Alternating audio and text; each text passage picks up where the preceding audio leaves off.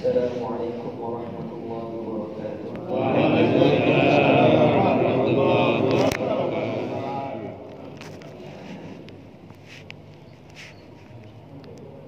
Sebelum mulai majelis biasa kita zikir.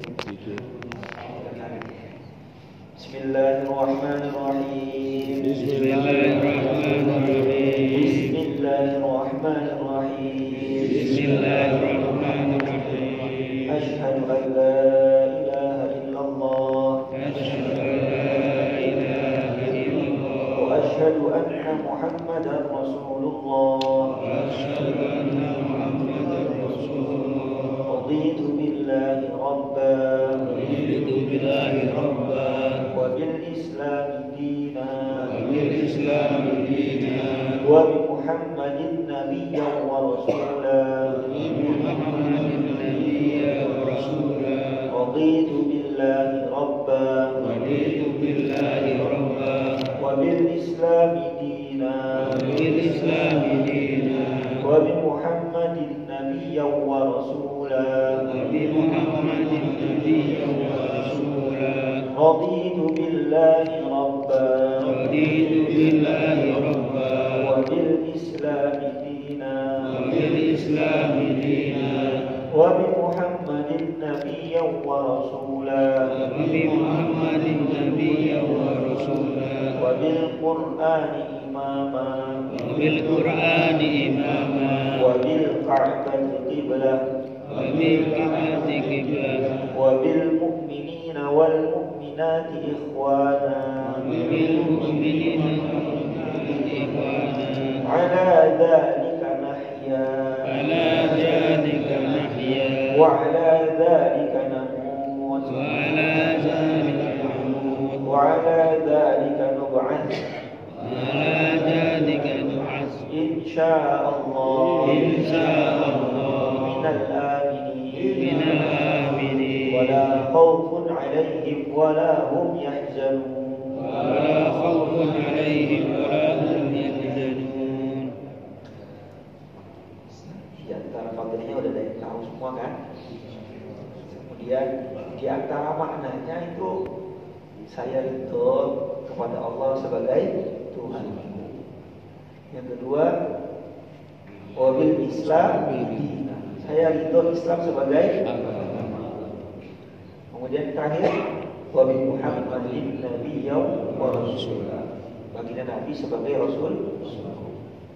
Itu makna letter Latinnya.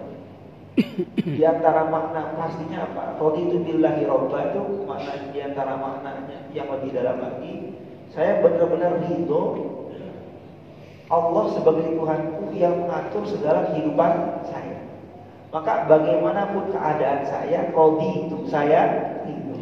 Saya sehat saya ridho, saya sakit saya ridho. Allah yang atur semuanya.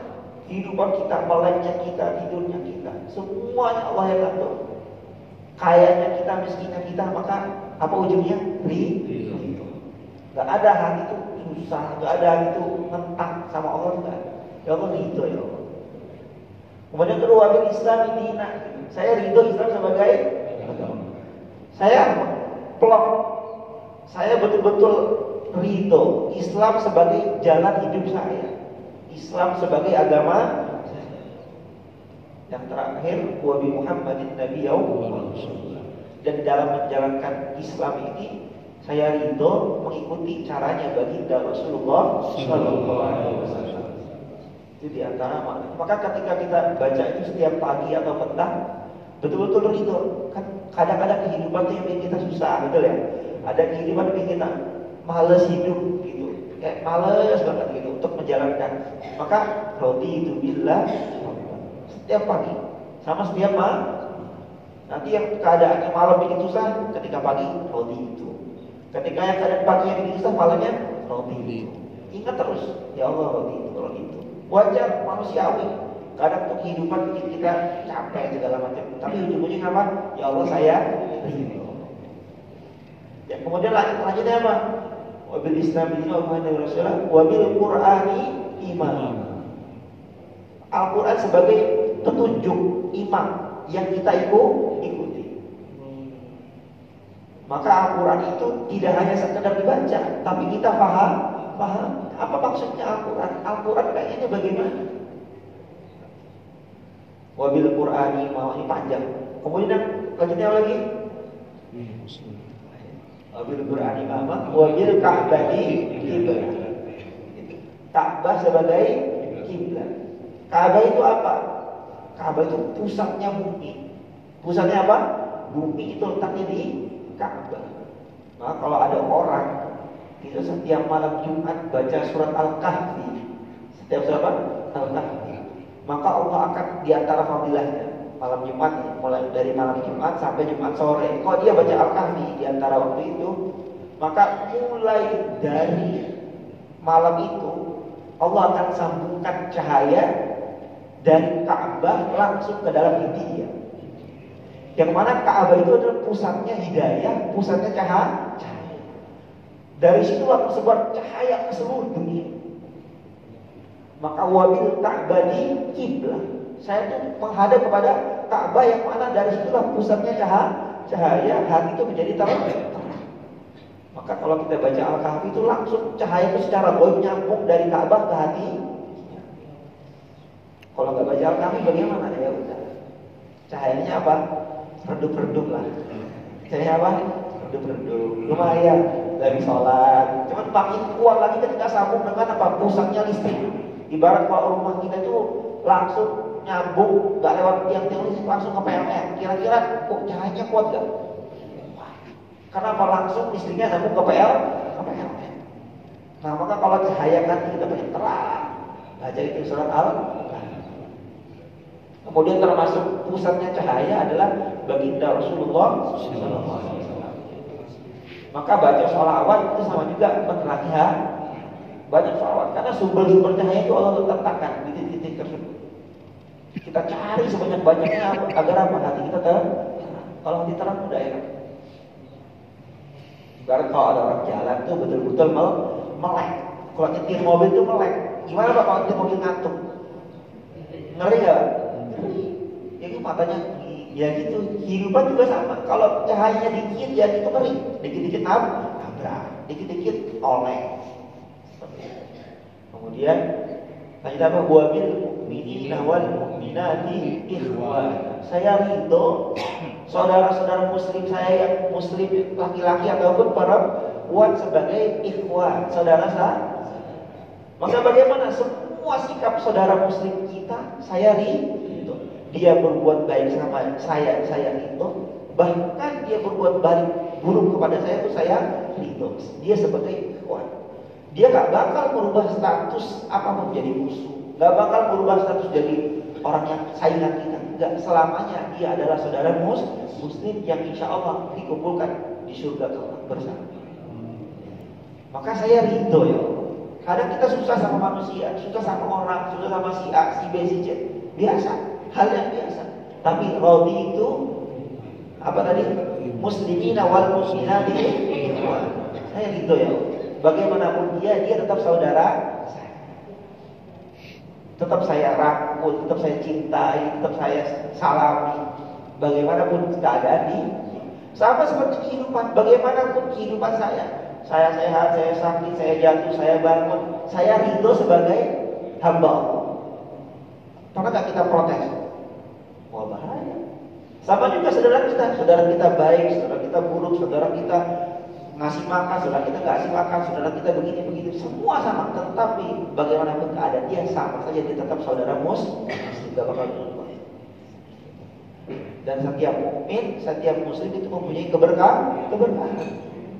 Ini kita sholat jamaah. Kalau jamaahnya cuma satu orang, sudah dihitung jamaah nggak Pak? Belum kan? Harus ada cukup ada. Maka saudara muslim satu itu membentuk namanya jamaah sholat. Kalau satu orang nggak ada, berarti nggak terbentuk jamaah. Maka satu orang saudara muslim yang hadir ketika sholat itu mengkalimatkan pahala sholat. Makin banyak saudara muslim yang sholat, makin penuh jamaah sholatnya, maka semakin banyak pahala.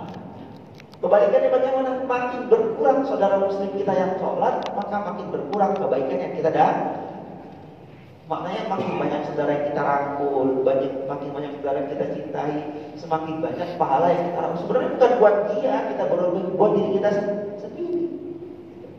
Maka saya ridho saudara muslim siapapun orangnya, dia tahu saudara saya. Maka kalau baca itu artinya didorong betul. Ridho ya Allah, ridho ya Allah, ridho ya Allah. Nah itu kalau dibaca dalam hati betul-betul karena Allah, insya Allah tadi apa? Hakkan alallahi ayyurdiyahu, matinya insya Allah husnul khatimah. Semoga termasuk kita. Lanjut, kita membahas kemarin akhir dari bab istinja. Orang itu setelah bangun tidur mesti pakai baju, habis pakai baju langsung ke kamar mandi. Habis ke kamar mandi, orang ngapain bisa Pak? Ambil air wudhu. Betul Pak? Apa tidur lagi Pak? Apa tidur lagi? Kebiasaan saya tidur lagi. Kalau Bapak insya Allah ambil air wudhu. Nah, kemudian kemarin itu pembahasan yang terakhir, jangan istinja dengan menggunakan tangan kanan. Wala tastanji illa bil yadil yusra. Istinjalah, mau buang air kecil, buang air besar, istinja pakai tangan kiri. Wa qul indal firaqi minal istinja. Nah, ketika selesai bersih istinjanya, udah bersih total, sudah dicuci semuanya, maka ketika selesai doa. Apa itu doanya? Allahumma tahhir qalbi minan nifaq. Ya Allah, bersihkanlah hati aku minan nifaqi, dari sifat munafik. Munafik itu sifat paling berbahaya di dunia. Orang itu punya sifat, ada nanya apa? Iri berbahaya, dengki bahaya, pemarah bahaya. Itu sifat-sifat kotor. Nah, puncaknya itu semua adalah sifat munafik. Itu kan di hati. Yang mana orang munafik sekarang nggak diketahui. Kalau zaman-zaman bagi Nabi diketahui, karena ada bagi Nabi ini sini. Kalau sekarang nggak ada, tapi ada tanda. Ayatul munafik salah. Tanda yang munafik itu 3. Maka tanda-tanda kemunafikan ini kita harus mengajar pada diri sendiri, ada atau tidak. Kalau masih ada, nah, ketika berbersih tadi istinja selesai, maka doa ini, Allahumma tahhir qalbi minan nifaq. Kelihatannya kita membersihkan farji, kelihatannya kita membersihkan kemaluan, kelihatannya kita membersihkan diri. Tetapi hakikatnya ya Allah, saya akan bersihkan apa? Hati. Apa itu yang dibersihkan? Sifat munafik. Yang kedua, wa hassin farji minal fawahish. Setelah hatinya minta dibersihkan dari sifat-sifat buruk, wa hassin farji minal fawahish, ya Allah, jagalah farjiku, kemaluanku.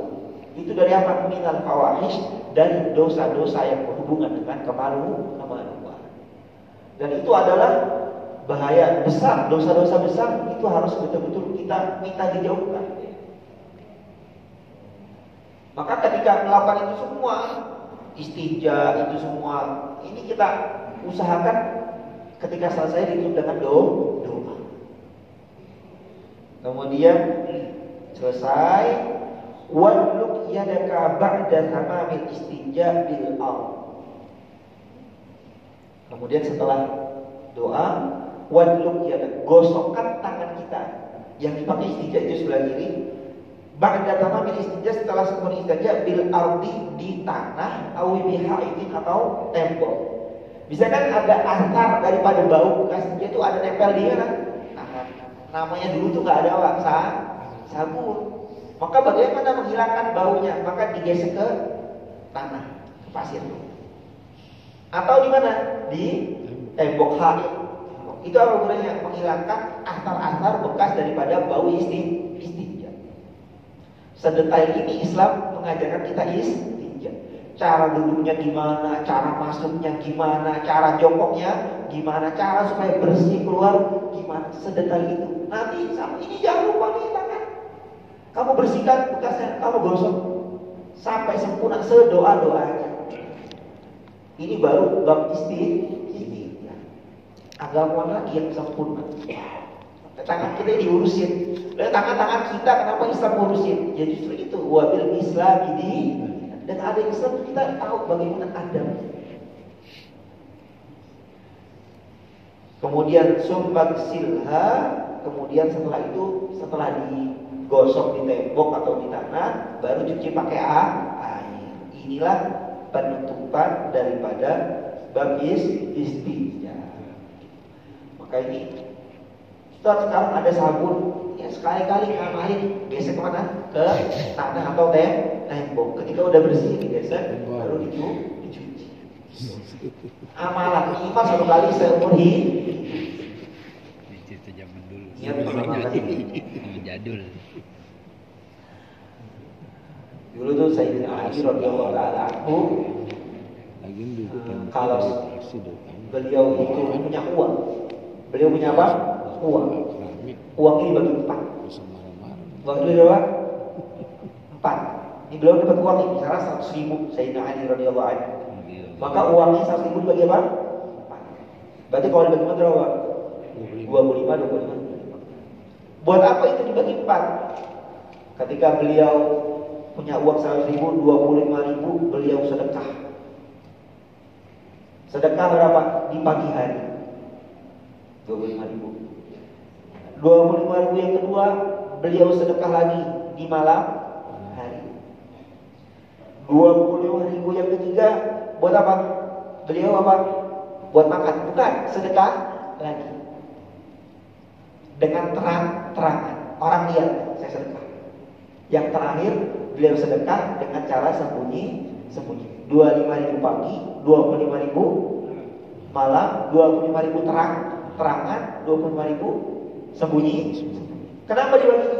Amalan, mengamalkan ayat Al-Quran. Apa itu? Alladzina yunfiquna amwalahum bil-laili wan-nahar. Jadi untuk mengamalkan apa tuh gak setengah-setengah. Saya pengen ngamalkan secara utuh. Apa itu? Bil-laili wan-nahar. Sedekah itu gak hanya pagi, siang dan sirru wa alaniyah. Terang-terangan dan sembunyi dan terang. Maka dengan mengamalkan itu, maka Sayyidina Ali sedekah pagi, siang, sembunyi terang. Ini kok bab sedekah? Bukan. Ini babnya apa? Mengamalkan isi Al-Quran. Minimal sekali seumur. Kalau bisa setiap hari. Kalau bisa setiap hari sedekah tuh, pagi, siang, sore, malam, terang-terangan, sembunyi. Tapi namanya fi babil ilm, dalam bab ilmu, minimal kita amalkan ilmu sekali seumur hidup. Kalau hal-hal yang wajib ya setiap hari.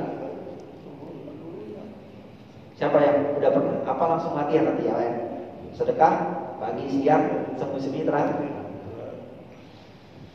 Nah, lalu kita langsung masuk ke pembahasan bab setelahnya. Babu adadil wudu.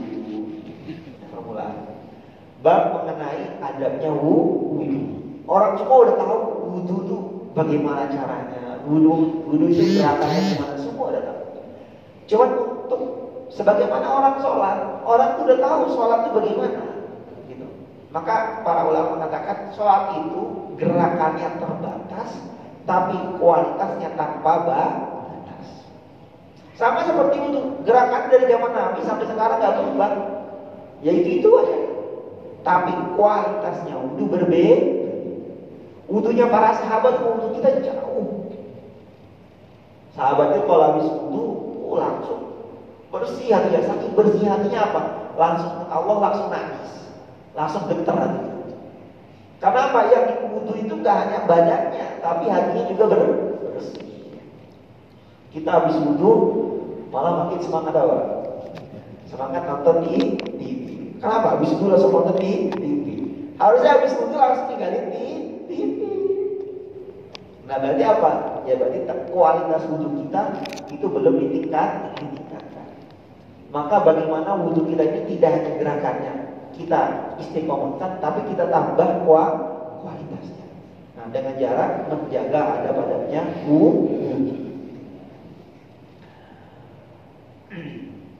Fa'idha faragta minal istinja, ketika engkau selesai dari istinja, dari habis dari WC, fala tatrukis siwak, jangan lupa pakai siwak. Siwak itu sunnah besar yang sering dilupakan. Sunnah besar yang sering dilupakan. Kenapa saya katakan sunnah besar? Oh, banyak dalilnya. Di antara perhatian baginda Nabi kepada siwak, di antara perhatian Nabi itu sebelum wafat udah berat banget. Beliau ada di bangkuannya siapa? Istri beliau, Sayyidah Aisyah radhiyallahu taala. Di akhir hayat beliau udah lihat sahabatnya sholat, beliau tersenyum.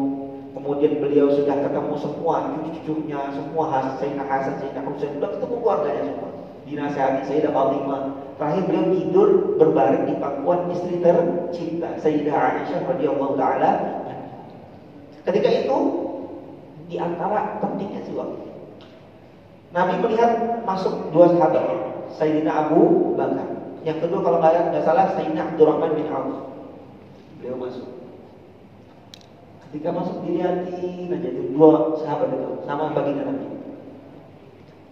Lalu Sayyidah Aisyah perhatikan beliau. Kenapa nih kalau lihat dua sahabat terus dilihat-lihat? Ternyata Nabi bukan lihatin sahabatnya, ngeliatin siwak yang ada di kantong. Terus ditanya sama istri, paham tuh gini. Suami lihat aja langsung kerasa. Kalau istri sekarang gimana, Pak? Lebih paham lagi. Ya Rasulullah, apakah kau pengen siwak? Iya, saya pengen siwak. Langsung diambilkan oleh Sayyidah. Terus mau dipakai. Tapi mau pakai gak bisa. Kenapa?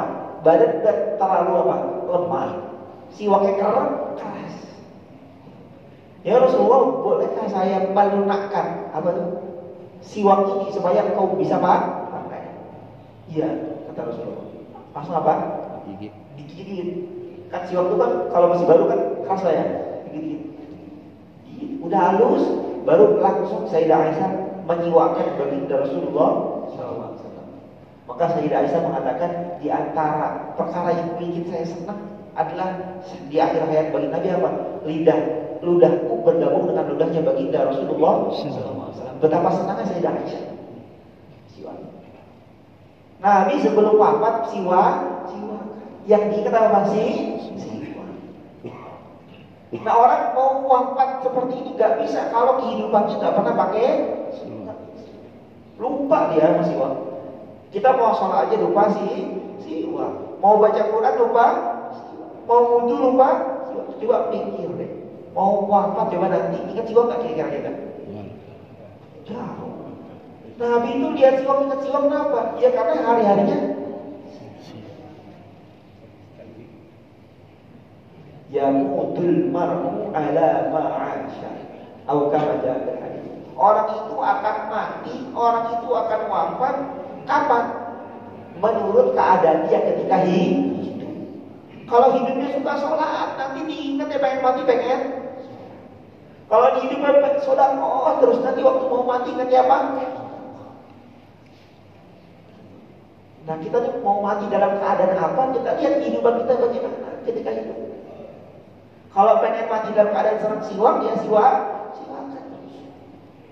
Siwak ini hanya apa? Ikut baginda Rasulullah. Ya Allah, saya siwakan supaya apa ya Allah? Sebelum wafat saya ikut baginda Nabi apa? Sebelum wafat siwakan. Oh, belum di antara lain-lainnya bagaimana? Maka kalau umur kita udah 40 ke atas, udah attention. Apa tuh, Pak? Attention dong. Perhatian banget kita. Amal kita tuh kita perhatikan 40 ke atas nih. Amal kita di setiap jengkalnya apa gitu. Jangan sampai itu jadi keamal keseharian sehingga nanti menjadi keadaan kita ketika mau na'udzubillah min dzalik. Kalau itu hilangkan semua latihan. Ya Allah, saya waktu dulu suka gini, hilangkan. Kalau udah umur 40 ke atas udah attention banget, udah lampu kuning, udah lampu apa? Mana kebaikan-kebaikan yang belum saya lakukan, mana kebaikan-kebaikan yang belum saya amalkan, itu lakukan. Itu diantara pentingnya menggunakan apa? Siwak. Belum lagi orang tuh kalau siwak, wah nanti di sini disebutkan fadilahnya siwak. Fa innahu, karena sesungguhnya siwak